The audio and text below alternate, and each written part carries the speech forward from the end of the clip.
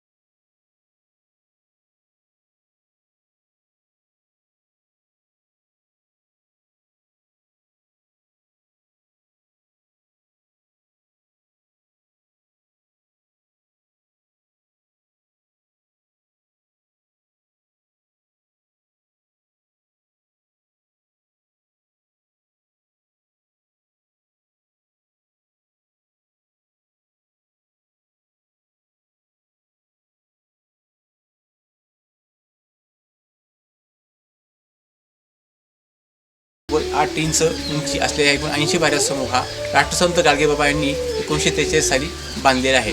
ही जी गुफा क्रमांक 1 मध्ये असलेली शेषशाही विष्णूची मूर्ती आहे. या ठिकाणी शेषशाही विष्णू म्हणजे काय असतं की विष्णू हा जमिनीवरती पडलेला असतो शेषावरती. याच्याच बरोबर या ठिकाणी त्याचं आयुध ठिकाणी दिले, या ठिकाणी कमळ असतं, शंख असतोय, नंतर त्याच्या ठिकाणी लक्ष्मी जी आहे त्याची ती पायची अशी बसलेली असते. विष्णूच्या नाभीतून या ठिकाणी कमळातून या ठिकाणी पाण्याचा उगम झालेला आहे, जे कुंड क्रमांक 2 मध्ये आहे ते. त्यानंतर त्याचं शंख, चक्र, पुष्प आणि गदा, हे जे गदा आहे ही त्याची आयुध आहेत चार या ठिकाणी. तशी त्याची पायची बीज बसलेली आहे. आता आपण जो उभा याच्या कुंडामध्ये मल्लिकार्जुन कुंडापाशी आपण उभे आहोत. या कुंडाचं वैशिष्ट्य असं आहे की या कुंडाच्या बाजूला 2 कुंडे आहेत. एक आहे ते विष्णू कुंड आहे आणि त्याच्याच मागच्या बाजूला जे आहे ते दत्त कुंड आहे. त्या तिन्ही कुंडाचा संगम होऊन या कुंडामध्ये त्याचं पाणी असतं. त्याबरोबर कुंडाच्या समोर काही अशा खिडक्या खोदलेल्या आहेत. त्या खिडक्यामध्ये वेगवेगळ्या देवतांच्या वेगवेगळ्या मूर्त्या, वेगवेगळ्या रूपामधल्या मूर्त्या आपण इथे पाहतो. जसे की या ठिकाणी ही मूर्ती आहे,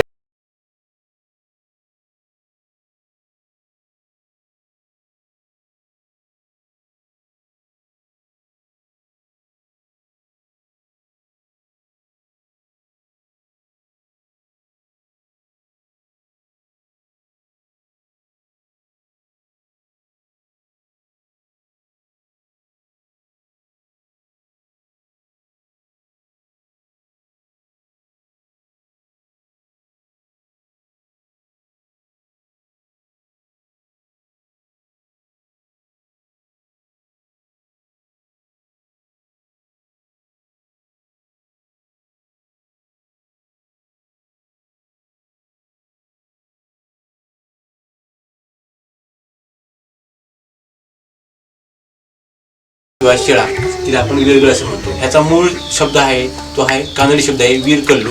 या कल्लूपासून नंतर अपभ्रंश होऊन त्याचा वीरगळू असा झालेला आहे. तर या ठिकाणी असं असतं की एखादा वीर एखाद्या योद्ध्यावर लढतोय अशी त्याची रचना केलेली असते. याच्यानंतर तो वीर त्या युद्धामध्ये पराक्रमी वीर योद्धा त्या धारती पडल्याच्या नंतर तो असा खाली मरून पडल्याचं चित्र असतं. त्याच्यानंतर दुसऱ्या स्तंभावरती तो वीर ज्यांच्यावर लढतोय ते लढणारं चित्र दाखवलं असतं. याच्यानंतर त्या वीराला या अप्सरा स्वर्गात घेऊन चाललेल्या आहेत. याच्यानंतर त्याची पत्नी जी असते ती शंकराची पूजा करते असा त्याचा अर्थ असतो. त्याच्यानंतर वरती एक विष्णूचा सिंबॉल असतो आणि म्हणजेच त्या वीराला स्वर्गलोक प्राप्त झाला अशी त्याची ख्याती असते. त्याच्यानंतर वरती सूर्यचंद्र यावरती पण असं लिहिलेलं असतं. याच्यानंतर या ठिकाणी दिसतात त्या सतीगळी आहेत. सतीगळी म्हणजे काय तर एखादी स्त्री वीराच्या मरणाच्या नंतर मृत्यूनंतर सती जाते, त्याच्या स्मरणात या ठिकाणी असा हात कोरलेला असतो, त्याच्यावरती असे कंकण वगैरे कोरलेले असून ते वीर विष्णूची पूजा करतायत किंवा शंकराची पूजा करतायत अशा प्रकारचे ते चित्र दाखवलेलं असतं. आणि त्या वीराचा जो तो वीर जो आहे तो घोड्यावरती असाच चाललेला आहे, त्याला ह्या अप्सरा स्वर्गात घेऊन चालली असा त्याचा अर्थ होत असतो. म्हणून या सतीगळ असं आपण म्हणतो. आता आपण जाणार आहोत गुफा क्रमांक 3 मध्ये. या गुफेचं नाव आहे विष्णू गुफा. या गुफेचं वैशिष्ट्य असं आहे की या विष्णूच्या पायापासून गुप्त गंगा प्रकट झालेली आहे. ही विष्णूची शंख, पुष्प, चक्र आणि गदा ही घेतलेली मूर्ती या ठिकाणी प्रकट झाली. ही जी मूर्ती आहे ही शिलालेखात वर्णन केल्याप्रमाणे सोमभवानी जी भवानी माता आहे तिचा उल्लेख जो केलेला आहे ती ही मूर्ती असून ह्या मूर्तीचं वैशिष्ट्य असं आहे की या मूर्तीच्या हातामध्ये गदा आहे. त्याच्यानंतर डाव्या हातामध्ये तिचं जे ढाल तलवार जे आपण म्हणतो ही तिचं शस्त्र आहे. त्याच्यानंतर पायामध्ये मेघले आहेत, त्यात कटिवस्त्र या ठिकाणी दिसत आहेत. त्यानंतर तिचं वाहन जे आहे हे कोंबडा हे या ठिकाणी दाखवलेलं आहे. आणि अशा प्रकारे ही पूर्वाभिमुख असलेली सोमभवानी देवीची मूर्ती आहे. आता आपण उभे आहोत ते गुफा क्रमांक 4 मध्ये उभे आहोत. या गुफेचं वैशिष्ट्य असे आहे की या गुफेमध्ये एक शिवलिंग स्थापित आहे. या शिवलिंगाच्या समोर इथे एक वीराची समाधी या ठिकाणी दिसत आहे. याचबरोबर आम्ही उत्खनन ज्या ठिकाणी केलं होतं त्या उत्खननामध्ये सापडलेल्या 5-5 स्तंभाच्या मोठमोठ्या विरगळी, त्याच्यानंतर नमस्कार मुद्रेमध्ये असलेल्या मूर्त्या या ठिकाणी आम्ही आणून ठेवलेल्या आहेत. विरगळ म्हणजे काय तर एखाद्या वीराने केलेल्या पराक्रमाच्या स्मरणात त्याची शिळा उभी केली जाते, तिला आपण विरगळ असे म्हणतो. विरगळ म्हणजे तर वीर शब्द मूळ शब्द हा कानडी आहे वीर कल्लू. त्यानंतर त्याचा अपभ्रंश होऊन त्याच्यावरती विरगळ हे नाव पडलं. विरगळ म्हणजे अशा प्रकारे एक दगडी स्तंभ असतो, याच्यावरती तो जो वीर आहे तो वीर या ठिकाणी मरून पडलेला आहे. मरून पडल्यानंतर तो वीर ज्या युद्धाबरोबर लढतोय त्याच्या ठिकाणी अशा प्रकारे तो जर लढत असताना त्याच्या हातामध्ये असणारं शस्त्र, त्याच्यानंतर ढाल वगैरे तो ज्या आवेशात लढतोय त्याचा हा पराक्रम या ठिकाणी कोरलेला असतो. त्याच्यानंतर तो वीर मरण पावल्याच्या नंतर त्या वीराला त्या अप्सरा पालखीमध्ये स्वर्गामध्ये घेऊन चाललेत असं या ठिकाणी दाखवलेलं असतं. याच्यानंतर त्या वीराची जी पत्नी आहे ती पत्नी शंकराची पूजा करते अशा प्रकारचा त्यांनी दिलेला आहे. त्यानंतर वरती ते विष्णूचा मुखवटा असतो, त्याच्याच बाजूला सूर्यचंद्र असे कोरलेले असतात. म्हणजे या ठिकाणी विष्णू लोक त्या व्यक्तीला किंवा त्या वीराला प्राप्त झाला याचा अर्थ असा होतो. यावरती सूर्यचंद्र कोरलेले असतात. याचा अर्थ असतो की गावचंद्र दिवाकर विरसत स्थावत मुजम्मते, म्हणजे जोपर्यंत या पृथ्वीतलावर सूर्यचंद्र तारे आहेत तोपर्यंत या वीराची ख्याती राहावी असा त्याचा अर्थ होतो. आता आपण गुफा क्रमांक 5 मध्ये आहोत. या गुफेचं वैशिष्ट्य असं आहे की आपण गुफेच्या आतमध्ये असणाऱ्या शिवलिंगाच्या गर्भगृहात आहोत. ह्या शिवलिंगाचं वैशिष्ट्य असं आहे की हे उंचावर शिवलिंग आहे. दुसरी गोष्ट की शिलालेखात वर्णन केल्याप्रमाणे जे शिवलिंग आपणास 52 गावी गवसले ते हे शिवलिंग असून त्याची स्थापना या ठिकाणी केली. या शिवलिंगाचं वैशिष्ट्य असं की संपूर्ण वाळूपासून बनवलेले हे शिवलिंग आहे. ही मूर्ती आहे ती भगवान पार्वतीची मूर्ती आहे. त्यानंतर ह्या पार्वतीच्या हातामध्ये 2 शंख दिसत आहेत. त्यानंतर कपाळावरती कमळपट्टी दिसत आहे. त्यानंतर या ठिकाणी कानामध्ये चक्राकार कुंडली घातलेली आहे. त्याच्यानंतर या ठिकाणी गळ्यामध्ये हा हार दिसत आहे. कमरेस त्याची मेखला आहे. त्यानंतर पायामध्ये नुपूर आणि तोडे अशा प्रकारे हातामध्ये कंकण अशी अलंकार परिधान केलेली ही पार्वतीची मूर्ती आपण या ठिकाणी पाहतो.